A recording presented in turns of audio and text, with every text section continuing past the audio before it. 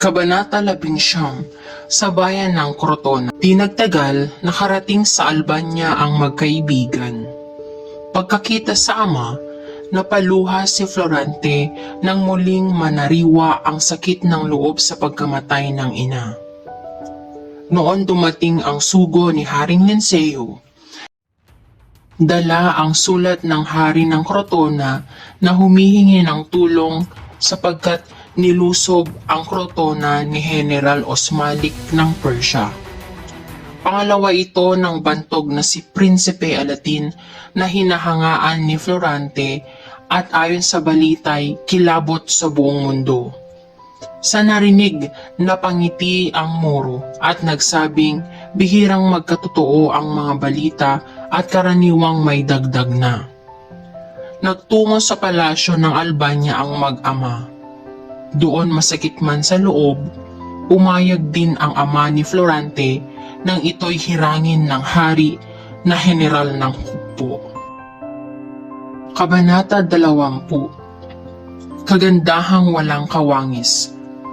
Nakilala ni Florante ang anak ng hari na si Laura, isang dalagang kaagaw ni Venus sa kagandahan. Isang kagandahang mahirap isiping makapagtataksil. Sa harap ng kagandahan ni Laura, laging nagkakamali ng sasabihin si Florante sapagkat natatakot siyang baka di maging marapat sa dalaga. Kabanata 21. Pangarap na pag-ibig. 3 araw ang piging ng hari para kay Florante.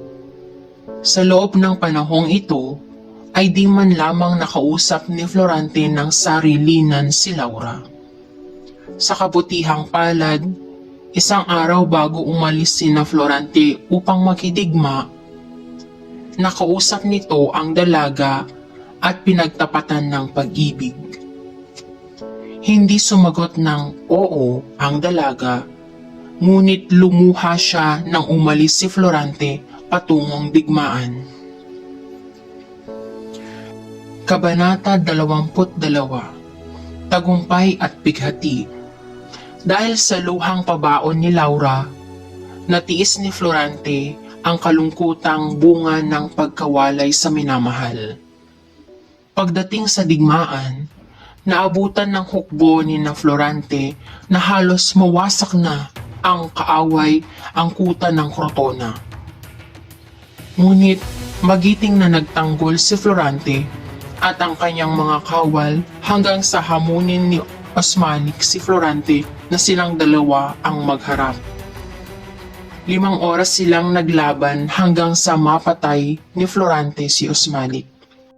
Ipinagbunyi ng taong bayan si Florante lalo nang malamang ito'y apo ng hari ng Crotona. Ngunit nahaluan ng lungkot ang kanilang kagalakan nang magkita ang maglolo. Muling nanariwa ang kirot ng pagkamatay ng ina ni Florante. Dito naisip ni Florante na walang lubos na ligaya sa mundo. Pagkaraan ng 5 buwan sa Crotona, nagpilit nang bumalik sa Albania si Florante upang makita si Laura. Ngunit nang malapit na at natatanaw na ang muog ng Albania, biglang kinutuban si Florante.